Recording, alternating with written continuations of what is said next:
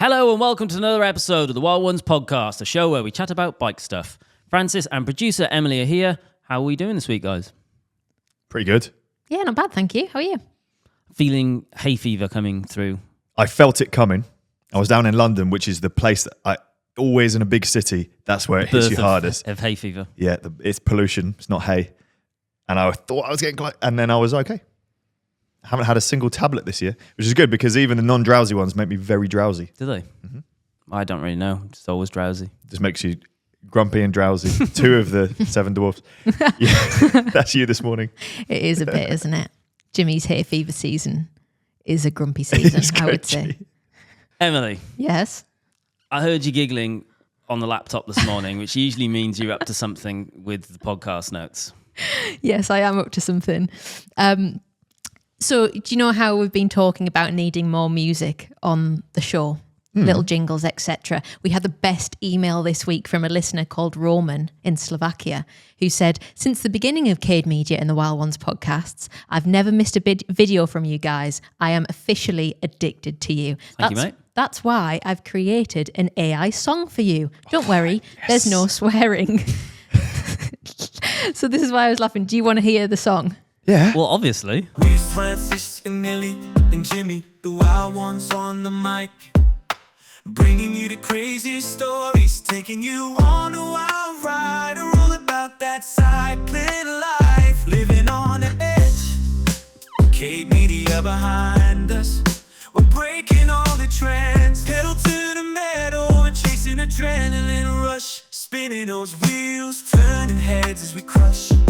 From the city streets to the mountains high, we go anywhere. It's all part of the Wild Ones vibe. Wild Ones podcast, we're here to bring the heat. Talking bikes, adventures, and everything that's sweet. Shout out to Garmin and Silca. Our sponsors so cool, Wild Ones on my mic. We're the cycling fools. Fools? We're the cycling fools. And our Sweet. sponsors are so cool. Is it pedal to the metal? Yeah. That's not even like it's... I thought it was confusing it with motorbikes for a minute, but no, that is an exclusive car thing. I actually think it's basically like Post Malone, isn't it? It Like, was a bit Post just Malone, yeah. hardcore It reminded me auto-tune. of T-Pain's I'm on a Boat thing that he did, that parody song. Because he does a lot of auto-tune, and that's what that was. Well, it wasn't even auto-tune, it was just... Work, yeah, it can't be. They got auto-tune, the can it? guy from the world of AI, from the digital world. That's just his voice. Yeah, that's his voice. So we did like that. Thank you, Roman. Thank you, Roman. That was sick. I know these guys are very into rock music, though. So I went on the website he used, which was suno.com. This is not an advert. And put in the prompt. Sumo? Suno, SUNO.com. And put in the prompt, I would like a rock podcast jingle about Jimmy, Francis and Emily, 3 best friends who love their bikes. Would you like to hear Yes, what please. came out of that? Jimmy, Francis, and Emily. You know they're the best, riding bikes all day, living life with no rest. They're the wild ones, breaking all the rules. Got a podcast going on, spreading truth to the fools. Jimmy's the leader with a mind full of fire, taking risks, chasing dreams, never gonna tire. Francis the rebel, got a heart made of gold, always speaking his mind, never doing what he's told. True. We're the wild ones, breaking free from the chains, run through the city streets, letting go of the pain. We're the wild ones, we won't ever be tame, living life on our terms, nothing will ever be the same.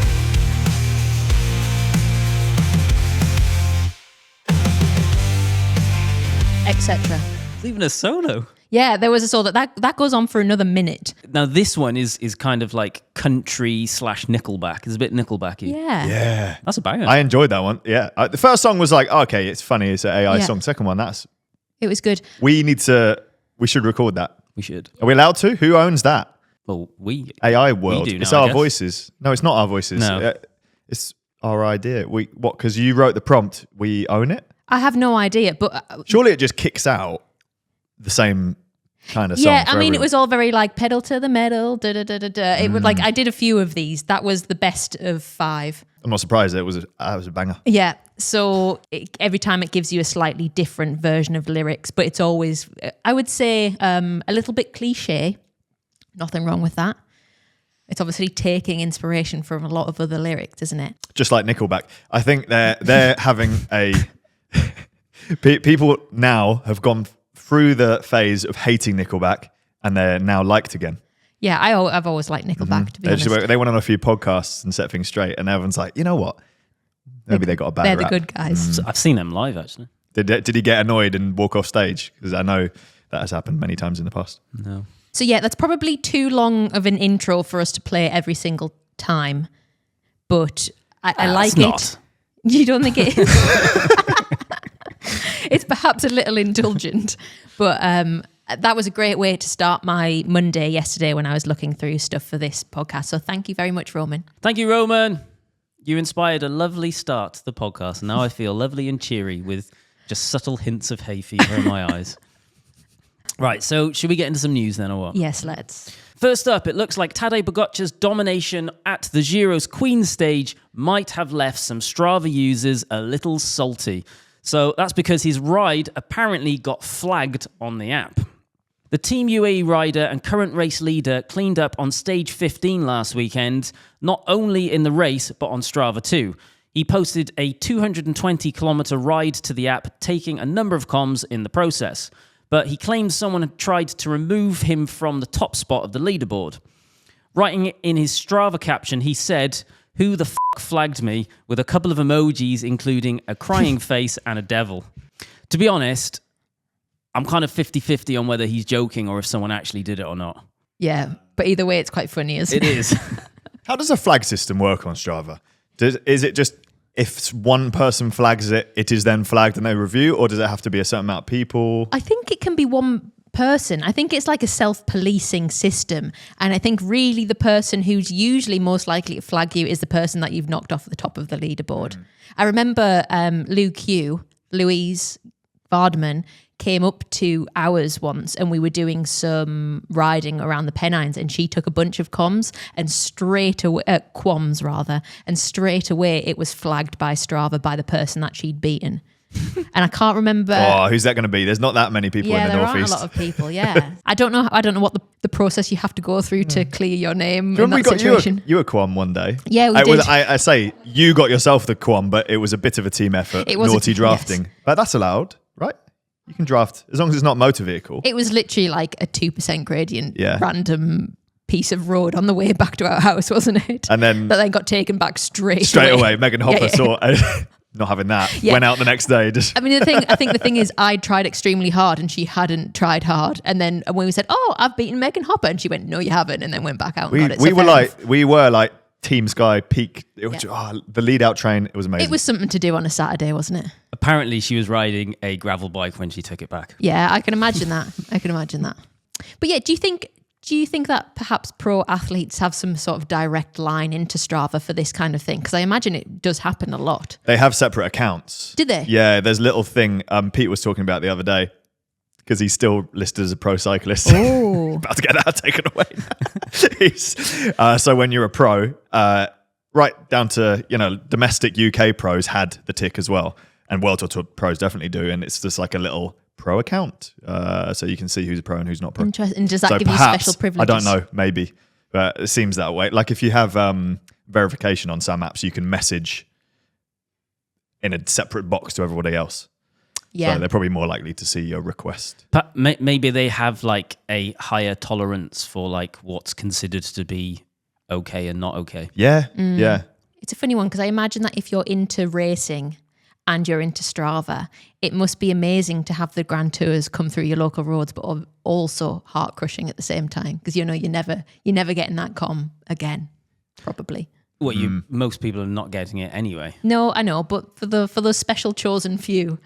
In the past, when I did have an interest in Strava segments, and you're kind of looking at stuff, opportunities for ones that you might have a good crack at or not have a good crack at. If the pros have been through on that segment, you're never getting a good look in. I was just checking the Box Hill KOM to see what the situation was. Oh, yeah? And I think Ian Bibby had it after, this is historic, I'm thinking back, the Olympic road race went up Box Hill, and then everybody's KOMs got destroyed, and I'm sure Ian Bibby was in the peloton and had it. But since then, people have gone faster, and it's been individual efforts. So I guess if you really put your mind to it, you can beat the World Tour. Yeah. A World Tour peloton going through. Depends on the KOM. There is another explanation for Pogacar's flagged ride, and that's our old friend AI. Oh. So Strava has just announced a new feature where it'll use AI to catch cheats. The American company said machine learning will be used to automatically pull up irregular, improbable, or impossible activities on its segment leaderboards. There will also be a new route recommendation engine powered by AI. Strava has also said it's focused on getting more women to use the app. As part of that drive, it's launched night heat maps, which will show activities between dusk and dawn so users can see which paths, trails, and roads are well used in the dark and plan accordingly. It also introduced a quick edit option to make it easier to make changes to activities such as the name and privacy settings. First, about the AI catching of fake uploads thing. Do you remember digital EPO? No. Which is when people would have loads of dodgy KOMs and rides uploaded, but you could put your GPX file from before you upload it to Strava through this website called Digital EPO, and you could adjust how much faster you wanted it to be, and then re-upload it, and it would just change all the data in the file. Oh, wow. But they cracked down on it because it had little weird bumps in the speed track, like on the graphs. But eventually people got found out. I remember a few people putting things. Really? I've never heard of that. Digital EPO. That was a thing. But that's obviously so easy for them to crack down on if it's a thing. And I guess the AI will stop further, more advanced pieces of software like that working. But I can also now use AI to make a route that I didn't actually ride, but it have the actual route data, so it looks like I've ridden it. An AI That's Jimmy. what I'm going to start doing, and just have every single com in the entire world. I'd rather make more songs. Well, you just do that at the same time. It's just So quick. Click. Click. The route recommendation engine powered by AI. I wonder how good that is. I've never found a route recommendation tool that is 100% spot on. There's always been parts that are like, oh, this just doesn't quite work, or I'd shift it here, or you speak to an actual person and it just becomes better. I guess they're working on the basis of using heat maps to work out where most people are going. But they're already doing that. Yeah. Komoot already does that as well. Yeah. They're Because all already I doing Google where I am. Komoot, for some reason, is always the top option on Google, and it's somebody else's route that they've posted publicly. Because it's like a social media, isn't it? And then the ones that are the best get voted up and up and up and up because people keep riding them, That's keep true. using them, keep commenting. That's one, I guess, generated by a person. I've used Komoot ones where I've just kind of gone, get me to point A and point B. And it's pretty good, but it is not 100%, I would say. Yeah. Nothing's perfect. No. Nah, there's always a little bit of gravel or a gate or something. I've had bits where we said like suitable for gravel bikes, and it's like suitable for mountain bikes, uphill like stones that we just couldn't get past and stuff like that. So it's the other one I found quite frustrating with road route planning is then when it starts taking you on paths or cycle paths that you just wouldn't use. Yeah. And then it's kind of, but then to use the road that's next to it is like completely and utterly hideous because it's like a 60-mile-an-hour dual carriageway or there's something definitely like that. nuance. Didn't we once plan a ride from London to Brighton and we used, I can't even remember what we used, but it was a crap route. It was terrible. And we went with loads of people and they were all like, oh, is this your route? And we're like, yeah, we made this and we shouldn't have. It was rubbish. Street view is the way. You pull the little orange man onto the Google map. And you can do that inside Komoot. This is not sponsored by Komoot. You can do that within Komoot now and actually see via Google Maps. Yeah, that's a lot of Street view work, thing. isn't it? Yeah, if it's like a 100-mile ride, would you go to the effort of doing No, it? it depends on how many roads there are. You'd be surprised if you're riding, like, I don't know, point to point when I do the bikepacking trips. There's not that many roads you need to check. And you just do a few, put, every 10K or so. And before you know it, you've looked at the whole route and you're like, oh, okay, that road isn't as big as I thought. Or I probably don't need to go around the houses on this bit. So it's just 10 minutes of work. I actually think point to point is easier to get a good route than a circle. What's it called? A loop. Because if you're doing a loop, you want to go out and back, not on the same road, ideally. So then it's having to find more options to be able to do both directions. Whereas if you go in point to point, it could just go, the best road to use in that direction is this one. And then you're more likely to land a good one, I think. On the getting more women to use the app thing, I wonder if that's come off the back of... Do you remember when they launched DMs, direct messaging, last year? Strava's got DMs. Yeah. Has it? Apparently. I say apparently because, again, I'm not using it. But there were a few articles that came out. One by... Michelle, who works for Cycling Weekly, and I know there was a couple in the running space as well of women just kind of saying, this is why I don't use Strava anymore. And it basically amounted to the fact that they were being approached and or harassed by other users of the app, and the fact that this location-based social media thing just isn't potentially a safe space for women. So I think that they've tried to address that. The quick edit option is good in the sense that you can change your privacy settings, but I don't know, I would never, the reason that I stopped using it, and the reason that I think for a few people it starts gathering dust, is because as soon as you put all of your stuff private, you're then kind of not in the social media mix anyway, and then it's kind of like, what's the point of using this? You know, if you're using, for example, a Garmin or whatever, you can log your data there anyway, so you can see it. So unless you're specifically using some sort of data thing that Strava provides. I think if you're private, you don't go on the leaderboards properly either, do you? I don't think so, no. No, so you kind of don't get to, I don't know, it's a flaw of their system, and it doesn't necessarily mean it's a bad system, but I feel like there's definitely a barrier to participation for women in terms of safety. I don't get the night heat maps thing at all. This kind of showing you how well used a thing is in the dark so you can plan accordingly. I personally just wouldn't ride at dark, but I guess it's for thinking about it, because it does on the surface feels a bit odd, but I guess if you are out, if you're going to be training, because you train a lot, you are definitely going to be out in the night. Yeah. You get to use a night heat map, which means that you're going to be doing it somewhere where there's going to be lots of people. Is that better or worse though? Well, yeah. In the perfect scenario, you do it somewhere where there are definitely 0 people, but that's probably not an option. This is based on only people using the app though as well. It can only give you data for people who are actually uploading their rides to Strava. Yeah, but that's a lot of people. It is a lot of people. Especially like if you live in the sticks, perhaps not, but if you're living in London, for example, like presumably at night, there is using the heat map, and anyway that running around Victoria Park in East London, there is always going to be runners out, probably until 11 o'clock at night, and therefore that perhaps makes it safer to run there. And then it also might suggest using roads to get there rather than dodgy canals or back streets. I guess it's that kind of idea. But I think you hit the nail on the head. The only safe option is to not train outside when it's dark, which is... That's a shame. It is, it's isn't so it? stupid. And it's not Strava's fault. It isn't Strava's people being fault. creeps. Yeah, it is. But I think that I would say, for me, that is something that I would think about in everyday life. I would never walk outside at night on my own. I'd think about who's around me if I'm walking from a station late at night or whatever. And I think that is a part of life. It's not just Strava, but I think that there are limitations, therefore, with the use of Strava. But part of life in the UK. I think anywhere, I would say part of life as a woman, to be honest. But it probably, I guess I don't know. It depends what your level of risk perception is. But I think we're all I think one of the reasons we've all stopped using Strava is also because we put ourselves out on the internet, and therefore there are more people who are naturally interested in us. And, I would say 99.9% of those people are probably completely lovely and don't care where we live or whatever that. But I definitely have a barrier up against kind of wanting to show where I'm riding, wanting to show any patterns of where I am, wanting to show my front door. I'm also very cautious of when people ride to us, asking them not to upload their Strava stuff so that it shows the front of our house. Like, there's loads of things you have to think about in that kind of thing, and how you can piece together, maybe a picture from Instagram along with a Strava route or whatever, to be able to give too much information.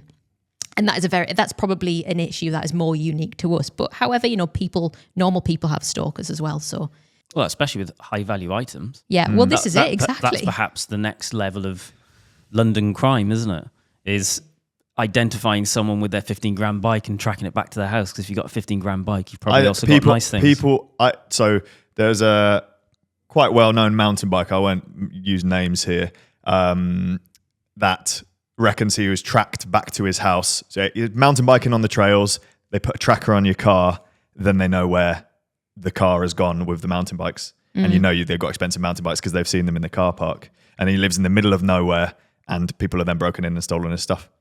So like they can get quite elaborate with their marks. That's the downside of it's all well and good putting a tags. big privacy zone, the big circle. But if the patterns are still there and they know every week you're going to be here and it's at a quiet bit, you're still at risk, I suppose. I like the idea of Strava. Yeah. I get it. I get why people use it.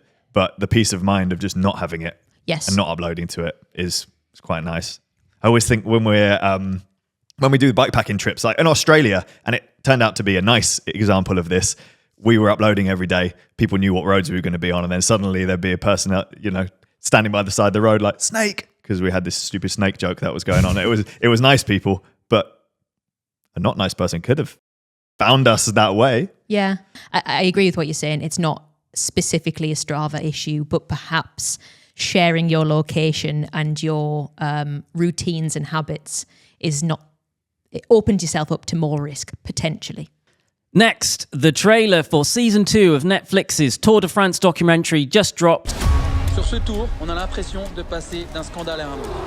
Tu penses c'est potentiellement dopé ou pas? I'm not taking any media. Sponsor, il paye pas mec pour qu'il se relève dans un truc comme ça. Ça peut te porter vers le haut, les sommets. Ça peut t'écraser.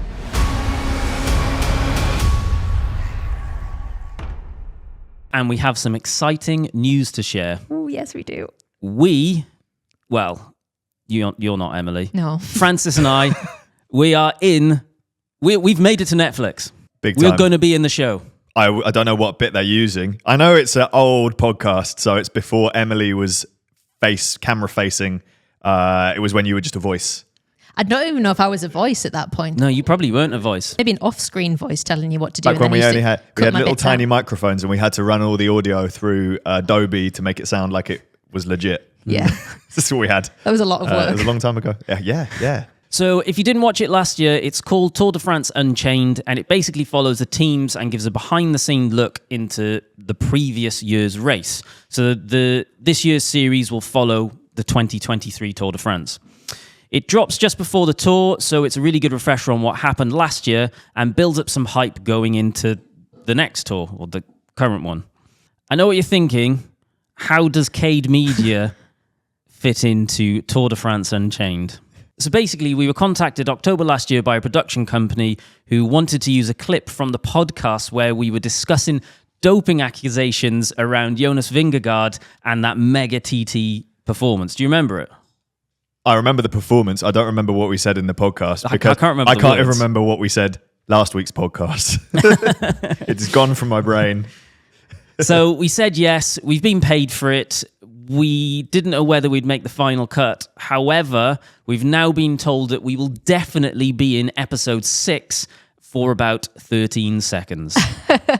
I remember when I first joined Cade Media, when we first started working together 18 months ago, one of the things I said is, I want to get us on TV. I want to get you doing TV stuff. I want to get us so big and good and amazing at what we do. We're on Netflix. And we've done it. Achieved tick. Now we can retire. Yeah. We are officially Netflixians. It's a very exciting thing, but also an incredibly nerve-wracking thing, because we're used to filming stuff and being in control of the edit and being in control of the voice, whereas we've kind of handed that over. Because I remember when we were in talks with the production company, we were kind of like, what are you... especially about doping, which is quite a controversial subject. You're like, what are you actually using us for?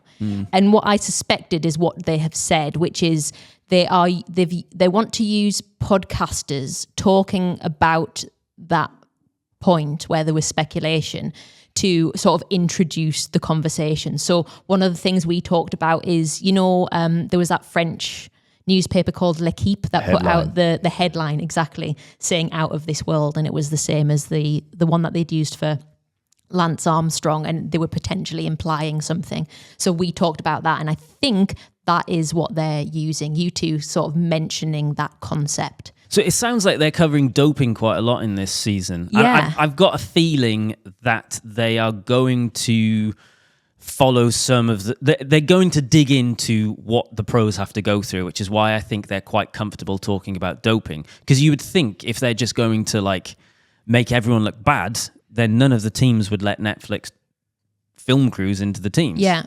So I'm assuming they're actually going to show how much is done for anti-doping in the pro peloton. That would, speculation, but that would be a good guess, and that would make sense, definitely. It was interesting because the trailer actually dropped, I think, late last week or early this week, and one of the things that the press picked up on is the fact that it mentioned doping. So there's one section where there's an off-screen interviewer that says to Thibaut Pinot, do you think he is potentially doping or not? And then it cuts away before you get the answer. So a lot of, I think the fact that they're putting that at the front and centre of the trailer, clearly it is a big part of the documentary. Yep. And the press was sort of speculating, who are they talking about? I think we know, we're pretty confidently, at least part of that is going to be on Jonas Vingegaard. We're a bit bored of doping conversations in the world of, when you're around cycling all the time, but it's such a big, crashes and doping, the two things that the general public can kind of grasp straight away. Mm-hmm. Yeah. It's an interesting topic, isn't it, for people who might not be really into it? Totally. And it's interesting in that episode that they've picked from, episode 7.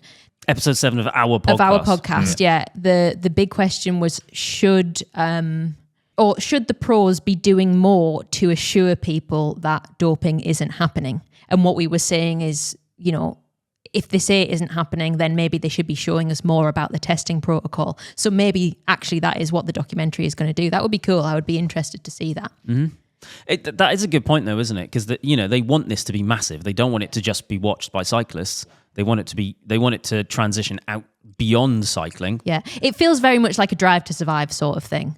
I've never watched Drive to Survive. I've started watching it. I'm a few seasons back. And you get into it, does it? Totally. Yeah, it is interesting. I think that it's a good sort of like gateway into the sport as well. Especially, you're never gonna catch up on a full season of racing, but that one season will basically tell you what you need to know. Who are the big players? Who's been good in the past, and what's happening within the teams and how they're changing. So, yeah, I know F1's definitely having a big moment at the moment. Mm-hmm. So, yeah, perhaps it'll help cycling do that as well. Apparently, it comes out on June the 11th. So we will have to watch episode 6 to see you and you on the big screen. Or is it the small screen? No, it's the big screen now, isn't it? Netflix have obliterated Hollywood. Yeah, true. Bigger than your phone screen. We also had a sad email from a listener called Roger this week, who has fallen victim to a fake Assos clothing scam and wanted to warn others about it. So Roger said, "Hey guys, I was browsing through Instagram and was served an advert for an Assos 80% off sale, and to my delight, found all my favourite cycling gear for next to nothing. I spent €99 on 10 items, but have now come to realise that this is all a scam. I wanted to share as perhaps this will assist others in avoiding my mistake. This is a link to the scam store, and the website is Assos, ASSOSTORE.shop. So it kind of looks like Assos store, but it's missing an S. I was just about to say, do we want to tell people what it is? But I guess we do, don't we? So that people know that it's a scam. Yeah, definitely. Don't go on this web page. So, yeah, I had a look into this scam online store, and there are some things about it that are quite convincing. They've gone to great length to actually fill out the web page. So they've stolen all of the logos. They've made full sort of terms and condition pages. They've made shipping pages and returns pages. And there's hundreds of products that have all had stolen product imagery as well. And they've made Instagram adverts and then presumably paid to have them put in front of cyclists who are already interested in this brand. So Roger's not alone in this. In fact, research by Which suggests that 3.8 million Brits might have lost money to scam adverts that appeared on their social media feed, and 35% of those surveyed say that they trust adverts that appear on social platforms. However, this sort of scam is quite common. Many fraudsters will create ads that link you to fake online shops which impersonate luxury brands and established retailers offering mega discounts. So how do you avoid being scammed? Firstly, be suspicious. If it seems too good to be true, it probably is. You can check the URL. Does it look right? Go to a different browser and Google the name of the brand and see if the URLs match up. You can contact the brand directly and ask them if it's legitimate. You can check the brand's social media channels. Can you see the same discounts being offered there? And maybe get a second opinion from a friend too. If you do get caught, cancel your cards straight away, as they may try and steal your card details. And definitely get in contact with your bank as well. If you've paid on credit card, sometimes you can get cash back from your bank. But sorry to Roger, and thank you for sort of highlighting this. I think the social media advert thing is definitely a sort of, I can see how that would catch you out. That is the most surprising bit of this. I've not heard of anyone talk about a fake social media advert to a fake website before. I've not heard of that before. Can you imagine though, it's all well and good saying check the web browser, blah, blah, blah, blah, blah. But I get served adverts on Instagram for like this brand where I bought a t-shirt, P&Co, and you click the ad, it goes through on Instagram's web browser. So it's not open in your web browser, it's just in the app still. And then you can make purchases there. Yeah, you don't even look at usually I actually jump out because all my credit card details and stuff, it's all saved in my actual web browser. So I like to purchase through there. But you could just carry on and buy something straight through that. And that might be what has happened here. So you're not seeing what the web browser is. You're just trusting the advert. So really this is down to Instagram's. It's Instagram's fault. They need to not have any scamming. Like there should be some sort of authentication, surely. Yeah, but they would pass all of that because on the surface they're legit. They look legit enough. They're just offering they're a discount website for a brand. I don't know. One thing that has definitely made things more confusing is the fact that you can now pay for blue ticks. Like the whole point of verification was meant to be so that verified.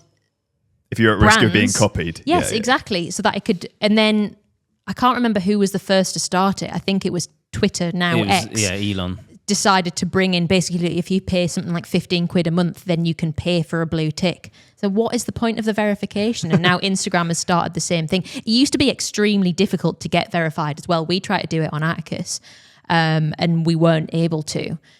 So you have to go through quite a rigorous process and be able to prove that you are likely to be copied or counterfeited. Yeah. Which we were at the time. There was an AliExpress brand that was kind of, just giving us, selling rip-off stuff with our logo on it.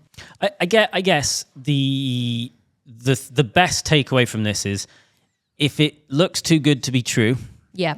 Which, what was it, 10 items? For €99. 10 items for €99 of a brand that sells stuff for €300. If it looks too good to be true, it nearly always is. Yeah, take a moment. Just assume that it is too good to be true. It's a hard one though, because as we've been talking about how the industry's in turmoil at the moment. People are selling off. People are doing good discounts. Yeah. Well, so again, you just have to be extra vigilant. Just pause, take a moment, think about: is there a chance this could be fake, and do some more research into it. It's annoying that you have to do that, but.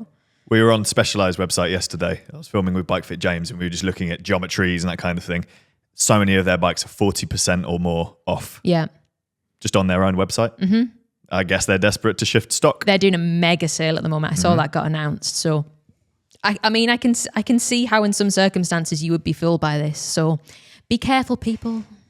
Let's finish off with some good news. So an 82-year-old London cyclist called Anne Jones has successfully climbed on a bike Mount Ventoux to raise money for children in Gaza. The climb is almost 21 kilometers long and has almost 1,600 meters of elevation.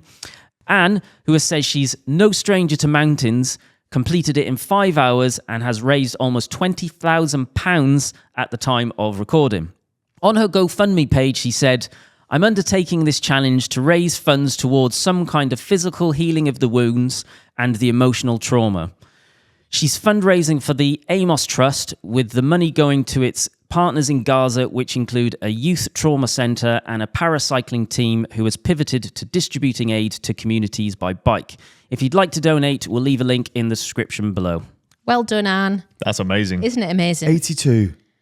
Climbing Mount Ventoux. I hope I'm still riding a bike at 82. Yeah, it'd be cool, wouldn't it, to be able to ride a bike at 82, or just I hope generally, I still am. just generally be like mobile and able to do stuff would be nice. Totally.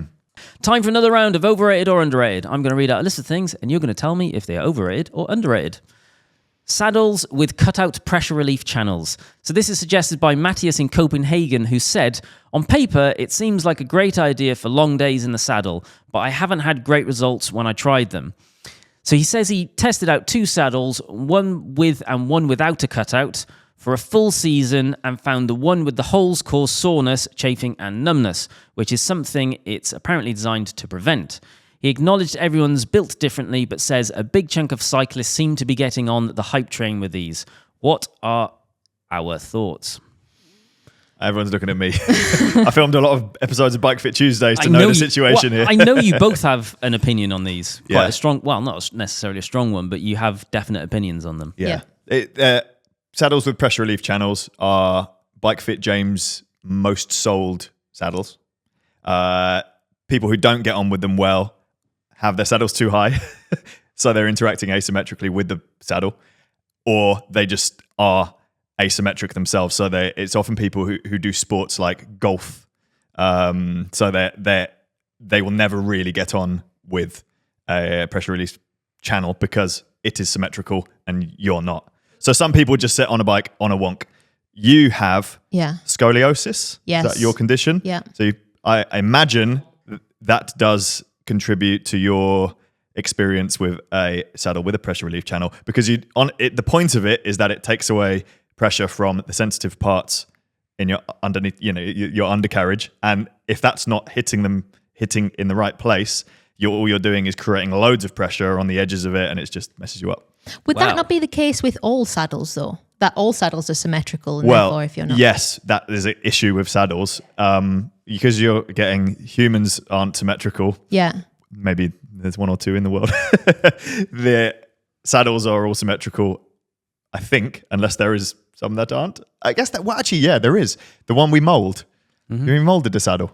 Yeah. And it's like a plug-in saddle anyway, that's aside the point. Most saddles are symmetrical, and if you are not, you can then experience problems with a pressure relief channel. Yeah, so my mum is a podiatrist, and she firmly believes that most people have functional limb length discrepancy, which means that functional meaning that the way you actually move, you have one leg functions longer than the other. So you might not see it when you stand, but as you actually move, that will be the case.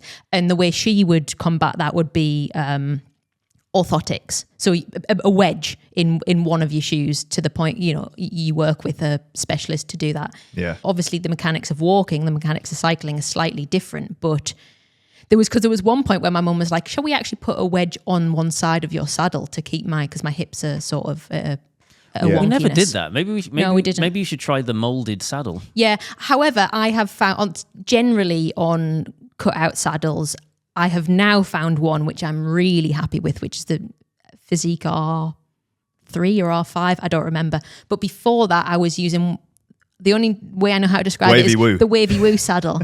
Seller SMP, is that what it's called? That one was horrible. And I think maybe that kept me in too much of a rigid position, because you really it has this great dip that you end up sitting in I've sat too heavily in it, and I then really couldn't move, and that wasn't good. But the physique one that I've got, it's got quite a large cutout as well, and that works really well. So it's hard I think saddles are just so personal to you, and also potentially where you're getting pain isn't necessarily the cause of the pain as well, which makes it very difficult. It's one of the reasons. So my mum was a podiatrist, but she also then 10 years ago started to study massage, and she's now also a masseuse, because she found most people's knee and feet issues actually come from hips and back.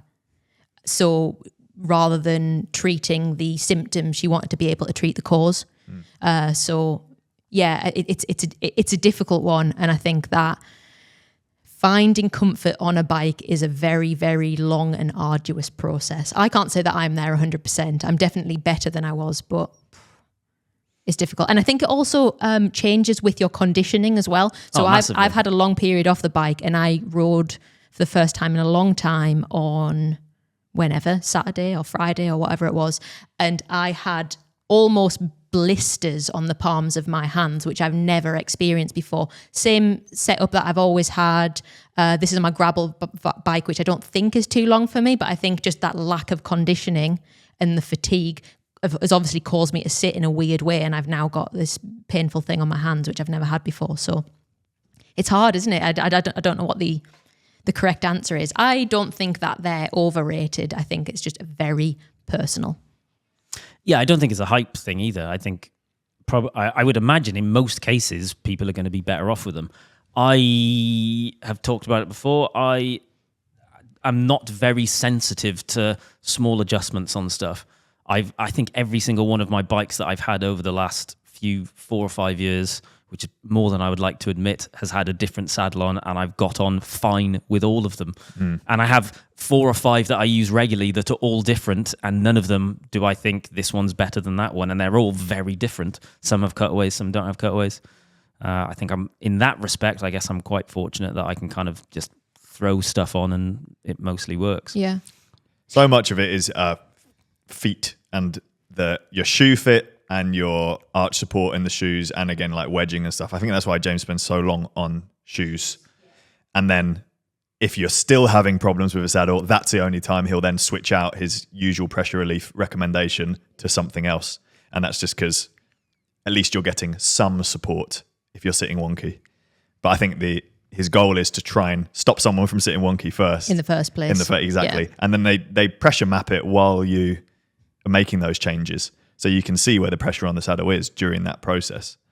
But he doesn't like to rely on that too much. He said he's always said, like, he could still do a bike fit with none of the fancy equipment. You don't want to just rely on pressure relief, but it's an added tool, thing. It's a tool, yeah. It's like having a tape measure. If you don't know what you're doing with it, it's pointless. Yeah. But if you have the tool and you do know what you're doing with it, it's really useful. So what we're saying, overrated, underrated?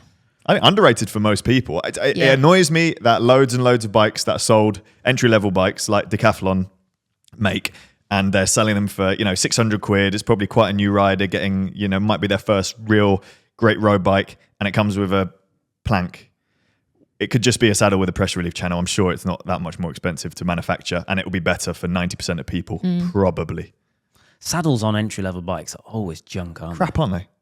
Gore-Tex cycling apparel. So this is suggested by Lorenzo. I love my €300 Gore-Tex jacket. It's extremely light, comfortable, perfectly waterproof and windproof. I think the technology truly works, but I believe the brand overclaims its benefits. It is supposed to make you waterproof and at the same time let your sweat evaporate out. In my experience, rain may not enter, but I still end up wet by my own sweat. For this reason, I say it's overrated. Still, I can genuinely say it feels better than a normal plastic rain jacket. I think you are very qualified to answer this question, but can I ask a silly question to start with? I have a Gore Shake Dry jacket. Is that Gore-Tex? Yes. Okay. So Just to get that straight. So Gore-Tex is the fabric manufacturer. Gore is the company. Gore is the brand of clothing that uses Gore-Tex fabric. So for example, when Rafa did a shake dry, there will be a condition that Gore-Tex branding is on the product, and it will be Gore-Tex, not Gore. So it's the same company. Gore and Gore-Tex are the same company. Gore-Tex make the fabric. And license it. Yes. Yeah, I mean, I think his assessment is pretty accurate. I think that having looked at lots of waterproof fabrics, I think there's a lot of stuff right with Gore-Tex, and I like it, and I would probably use it. I have things that are Gore-Tex, but the sweat evaporation. But it's not all Gore-Tex. It's the specific fabric that they have that's, they claim it's 28,000 Hydra head.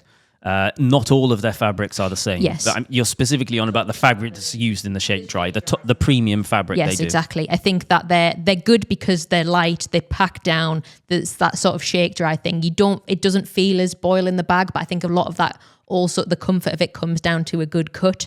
But I think that you are never going to find something that protects water from going in and also lets sweat go out the amount that you would like it to. And I think that's just a case of it. We explored something called Gore-Tex as well, which is a very similar sort of material, and it's used a lot in the outdoor space. So like Rab and that kind of thing uses it. And it was the same thing, again, very, very light, very, very waterproof, but yeah, it's you're never going to get 100%, I don't think. My understanding is that it's nearly impossible to be completely waterproof and breathable. And that might sound ridiculous, but if you think about it, if it can't let something in, on what grounds would it not be able to let?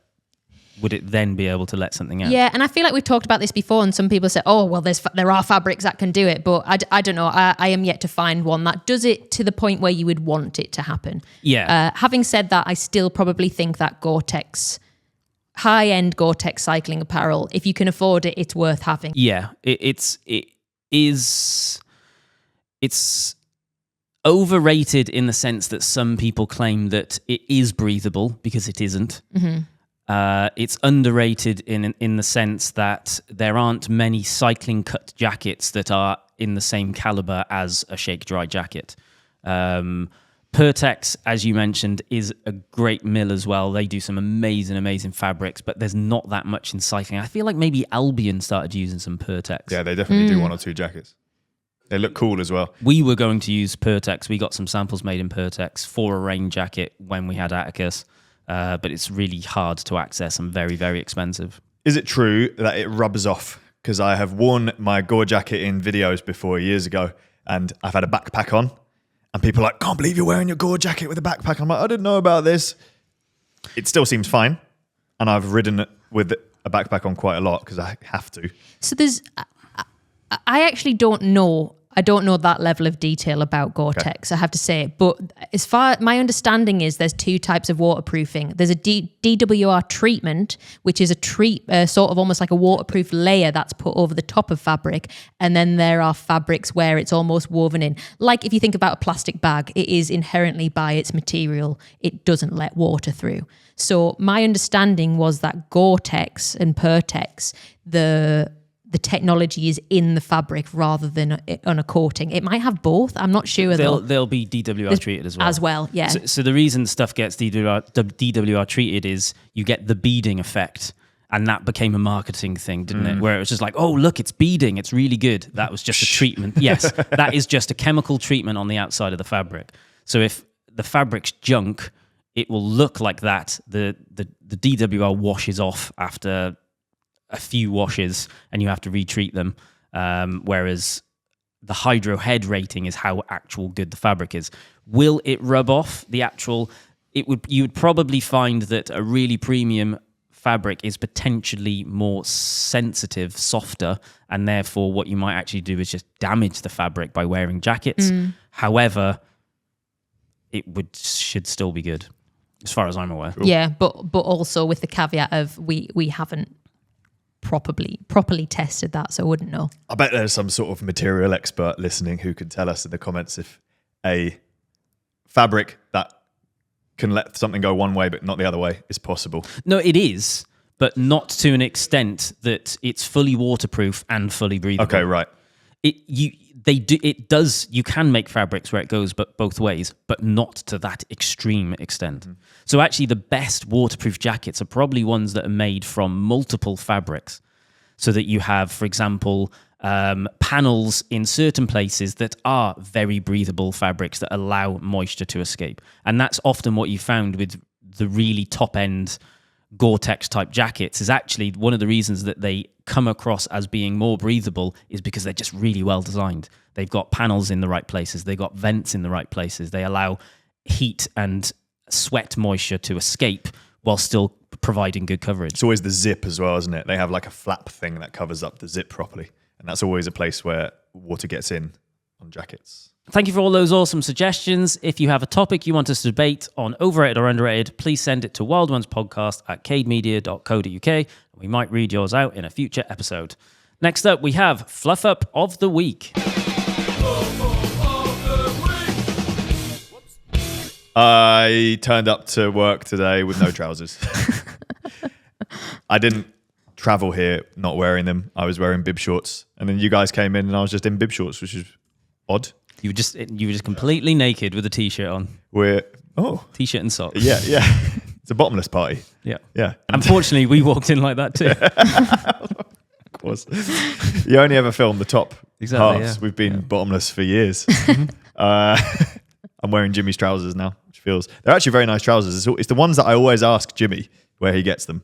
And he's never told me. Discontinued. I have told you. Discontinued, like Gore. Like the shake dry. Yeah, except a tenth of the price. Let's head over to emails because it's time for Listeners Takeover. Oh, I have a jingle. You said you wanted a jingle for this section too. Oh, yeah. I've got two options here.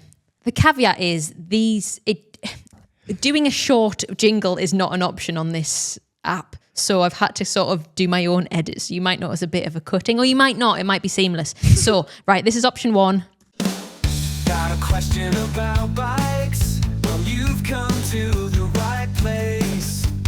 Listeners Takeover will give you the advice with no trace. No trace. From the wheels to the handlebars, we know it all. Gonna rock this segment, gonna stand tall. Listeners Takeover, it's time to ride the wave. Got your questions about bikes?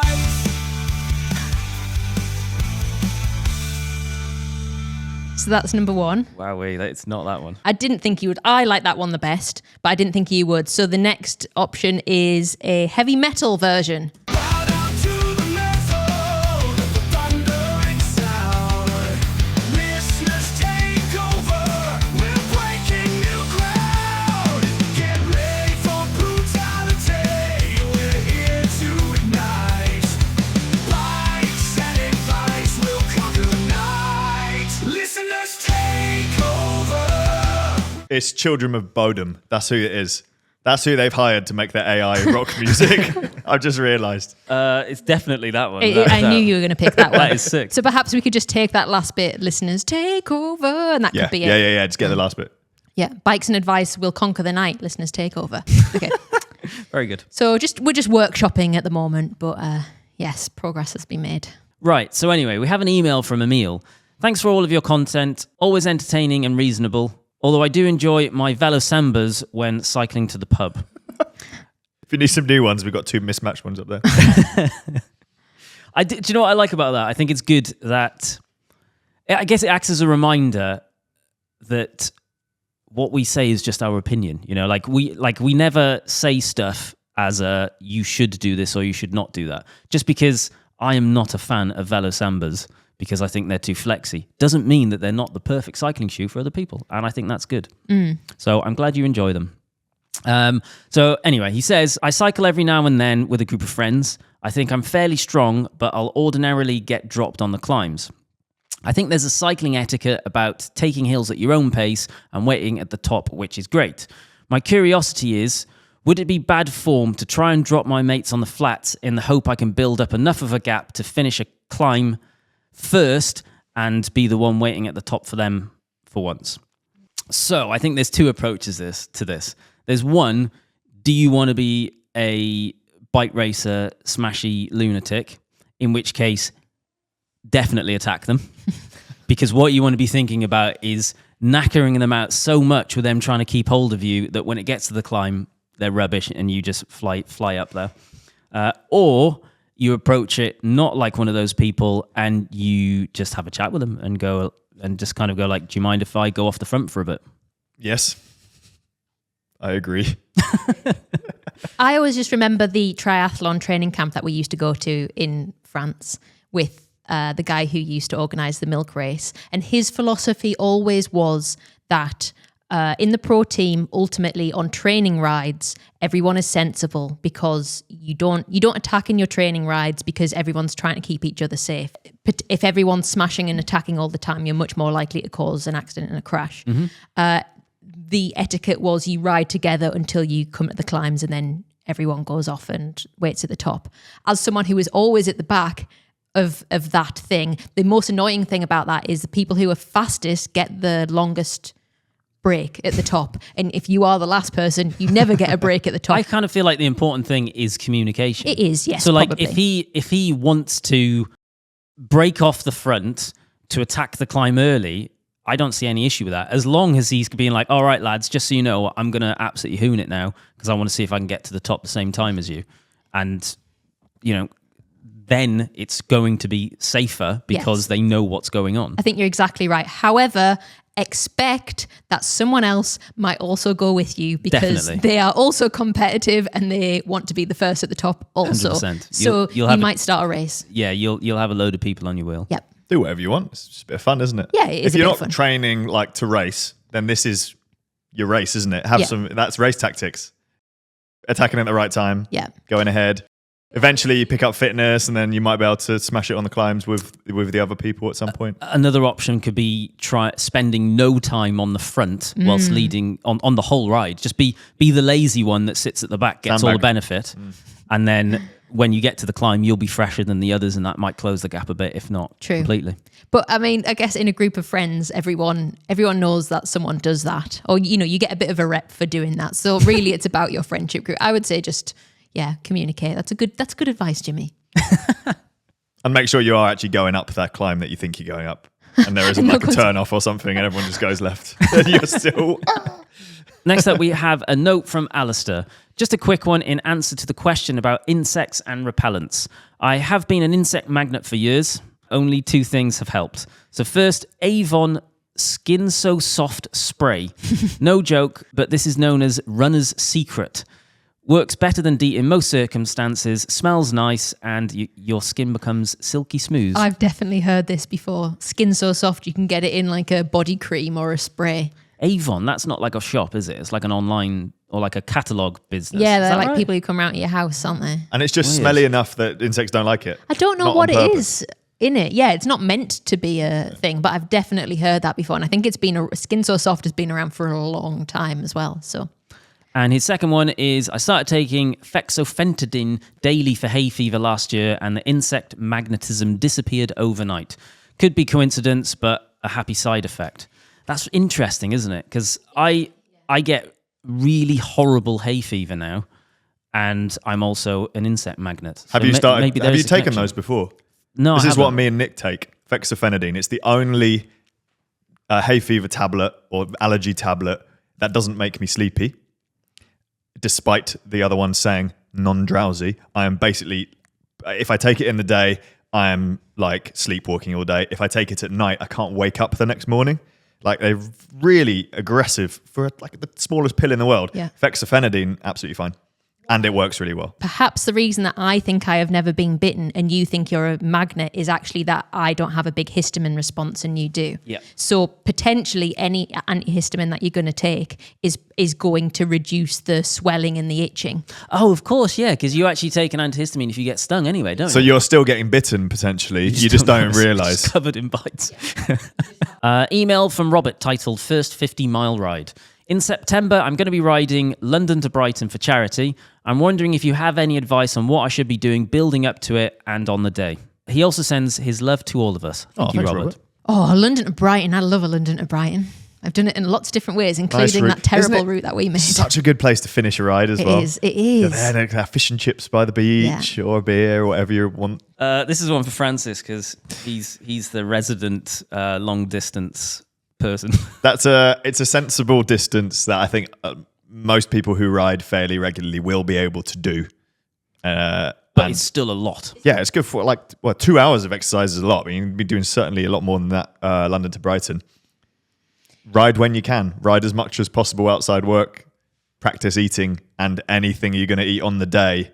Don't do it for the first time on the day. Same for equipment. Same for equipment, yeah. What I would also say is make sure your bike's nice and clean and tuned up. We've got a mate who's about to do the Ride London. And as a training ride, he went out and did something else. And he was like, oh my God, my gear cable snapped. So annoying.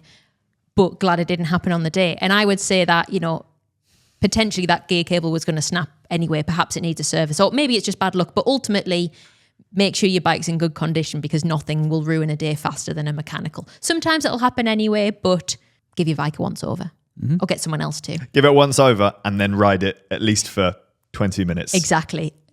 Before then riding it on the event. Look at what the weather's going to be like, so that you can account for if it's very, very sunny, or hot, you'll need to do something different to if it's raining. Oh, these are great suggestions. When I do bike rides now, I just kind of turn up and hope. But that's the luxury of having been riding bikes consistently for so long. There's things now. that it's hard to work out what things I'm doing, which have just become second nature, I suppose. Eating and drinking regularly is going to be your best friend. So practice it. And also if it's something that doesn't come naturally, then you can set alarms and stuff like that, can't you? Depending on what, like if you have bike equipment or even a watch, or even just set your own alarms, something like that, to remind you to eat and drink. In the training side of it, leading up to it, always remembering what Coach Pete said when we had him on the podcast, is consistency is really, really, really, really important. So it's better to be consistent through a week than do one really long ride on a weekend, according to Coach Pete. But I'm assuming if you're building up to doing a long ride, you are going to have to do some longer stuff as well. So just try and be consistent. Try not to leave like huge gaps in between training, if that is possible for you to do. Oh, I have one more piece of advice, specifically about the London to Brighton ride. If you're going over Ditchling Beacon, do not be scared, because the first time I did that, everyone was like, oh, Ditchling Beacon, oh my God, quaking in your boots. And it's fine. You know, it's a hill. You've got to work to get up it, but don't worry about it. It's a box hill, isn't it? Big anticlimax. It's not as, it's a little bit steeper than Box Hill, but yes, it is an anticlimax based on how many people tell you should be quaking in your boots. It's fine. Just pace yourself at the beginning. It kicks up at the end. You'll need to put a little bit more power out then, but you will get through it. Just keep your breathing controlled. You will get through it. It's fine. It's definitely the top section, isn't it? It's the top section. That's the only bit. The rest of it is absolutely Yeah. But also, if you need to walk, that's also fine. Yeah, fine, yeah. Mr. Demotivator strikes again. Good luck, Robert. Enjoy it. Thank you for your wonderful emails. If you'd like to send us one too, you can send them to wildonespodcast@cademedia.co.uk. Oh, before we go. So every week before we go, we say that we would like people to leave us a 5-star review if they're listening. We are currently on 914 reviews on Spotify, and we have a 4.9 rating. So thank you very much to everyone who has already reviewed. My personal goal is to try and get us to 1,000 reviews on Spotify. So if you do have Spotify and you listen and you like what we do, please open the app, search for the Wild Ones podcast, and leave us a little review, because it really helps to grow the podcast. Thank you very much. Am I saying the end bit? Yeah, go for it. Thank you very much for listening, and see you next time. Hey! That was way better than Jimmy does. Give me Francis and Emily. You know they're the best, riding bikes all day, living life with no rest. They're the wild ones, breaking all the rules. Got a podcast going on, spreading truth to the